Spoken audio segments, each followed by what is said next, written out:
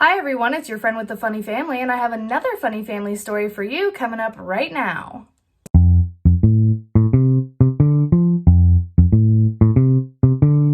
Just remember, it's about the story, not the makeup, not a makeup tutorial.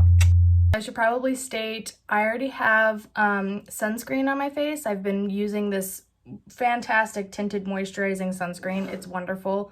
It will be in the links below, but let's jump right into it, shall we? All right, everyone. So my cousin Joe called me, and I had been waiting for this call. Like, why you spilling the tea? You know what I mean? Why you telling all these family stories? Quit it.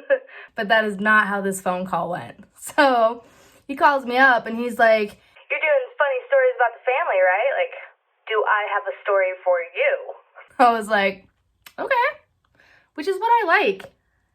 If you comment down below with your funny family story, it may be chosen to be told on my other show, Comments and Cocktails, which is still in the works. So look out for that. It's fantastic. Joe calls up and he's like, "I want to tell you a story about a time that me and a couple friends stole a car, but my mom totally covered for me." And I was like, all right, tell away. A little bit about Joe. So Joe is a twin, and he and his brother are very, very identical. Okay, like they're really hard to tell apart. I could tell them apart, but I also knew them when they were older, and when they were younger, they were way harder to tell apart, which I think is a theme with twins. You know, when twins are toddlers or younger children, really hard to tell them apart. And then once they grow up a little, you're kind of like, okay, like maybe one's a little taller or one's, you know, has like a broader frame or whatnot. It gets easier. But yeah, when they were kids, it was near impossible to tell them apart.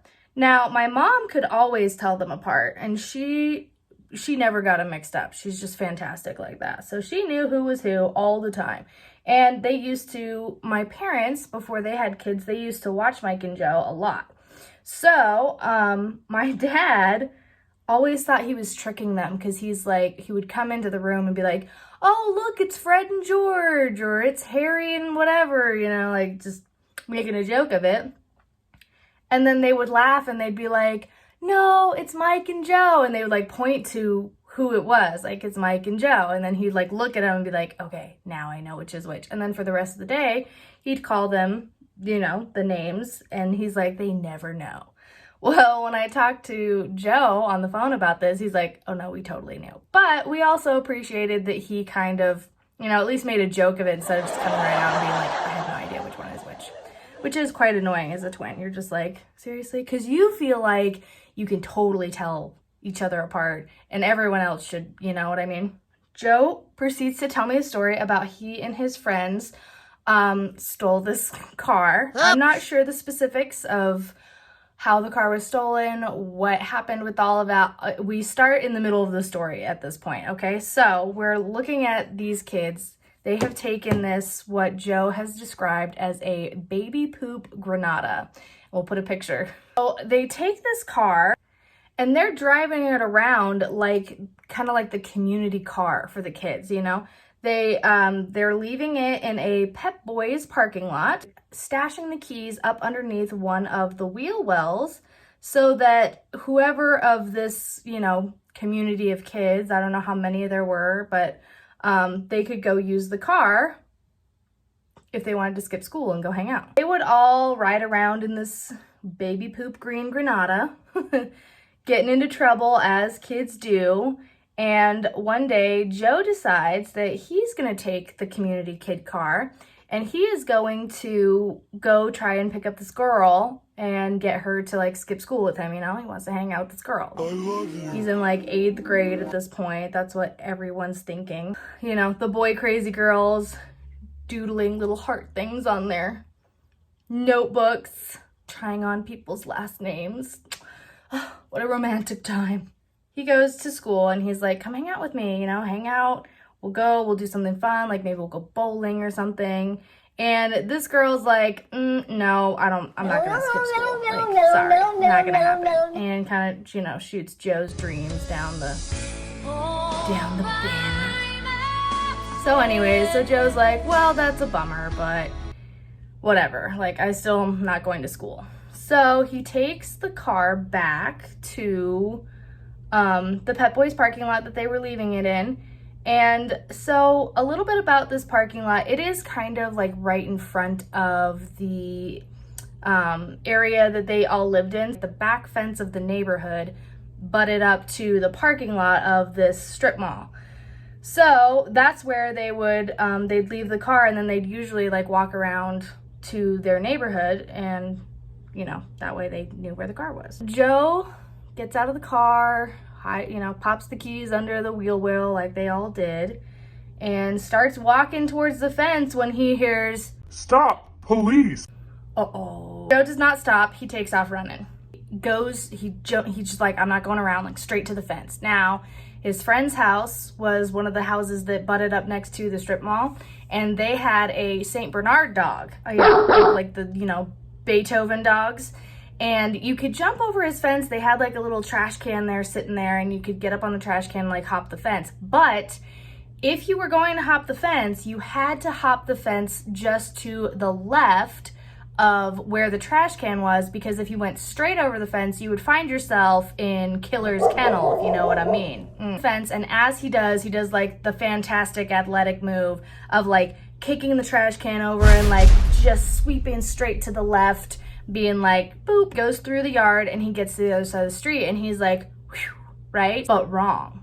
Because when he comes to the street, there are two uniformed police officers that are like, "Stop, police!" And he's like, "Oh, no!" He goes down the straight street. He's like, "I'm gonna bust through the alleyway because that'll be a better option for losing these coppers." You know what I mean? I don't know how I feel about this look. Just go with it. I'm trying this off of a picture I saw on Pinterest, and we'll figure it out. So he goes down, and he's gonna like, he decides he's gonna run around this little area through a apartment complex. Like you can go through the apartment complex parking lot maybe, and then like kind of go around to the alley. So he's just trying to like ditch these cops for sure. He's like, uh-oh, not gonna get caught today. So he goes around, he runs through the apartment complex, he dashes through the alleyway. Well, what he doesn't know is the alleyway that connects the two streets also has police patrolling on it. This kid, he is in some trouble. He comes out of the other side of the alleyway, and there are more police. Kid just can't catch a break. The cops see him, but he jumps through the gate into his yard. Now, the police don't know who he is, and they don't know that that's where he lives. So he jumps to his yard and runs around and goes in the back door. It's a good point to mention that no one at their house actually used the front door. Like, they all went to the back door because it was just more convenient for where their house was located. So the only people who came to the front door was like police officers, collection agents, those types of people. It wasn't friends and family members. Friends and family used the back door. Yeah. Oh, that looks like crap. This is why you can't do eyeliner and talk. Maybe I can fix it though. I can fix it. Hold on. So, yeah, the only people who use the front door are like cops, servicemen, maybe like the water people, where they're like, "Hey, we have to turn your water off because we're fixing something with the city." Okay, I'm not gonna make the same mistake. I'm gonna do this eyeliner and I'll be right back.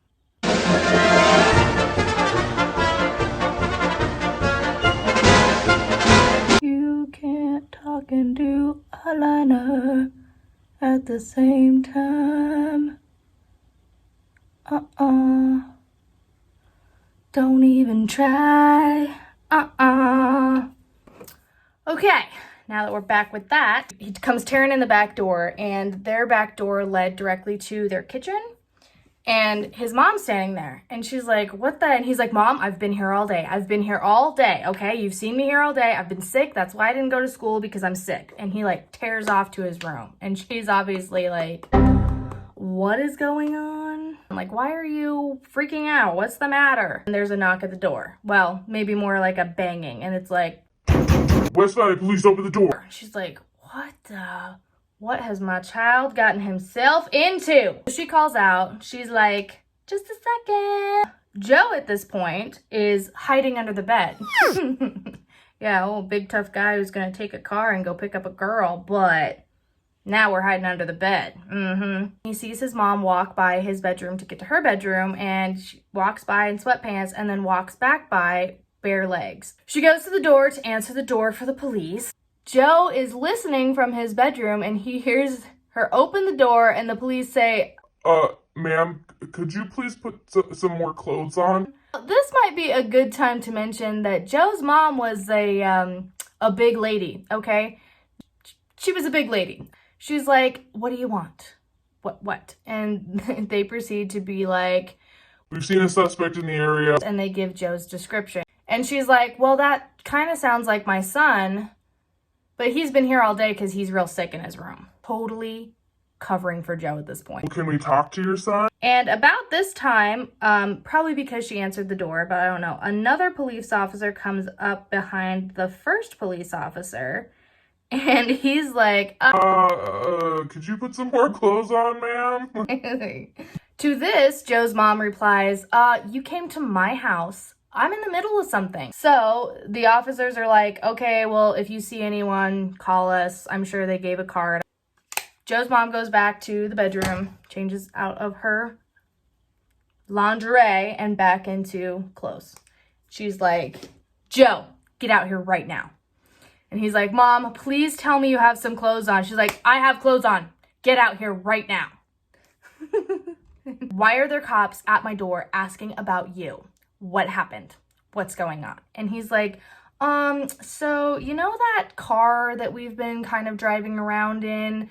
Well, it might not totally belong to any of us. So she looks at Joe and she's like, if you ever touch that car again, I will break every single one of your fingers. And she would have. Don't fail me again. Joe agrees to never touch the car again. I'm sure the car got hauled away, and there you have it. This one is my favorite shade.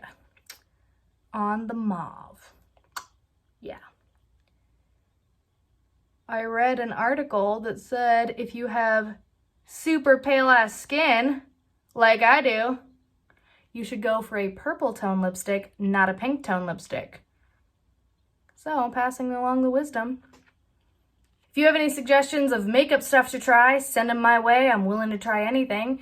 And make sure you comment down below with your funny family story, because having Joe call me and be like, do I have a story for you, literally made my whole week better, okay? So share the joy, guys. Share the silliness. Share the funny stories. And don't steal cars. That's my funny family story for today. Tune in next week for more funny family stories on Pineapple Thursday, because Friday is too far away. I should probably keep doing my makeup. I'm like just chatting away. Chatting. But I like chatting with you guys. It's fun. Okay. We're still doing makeup though.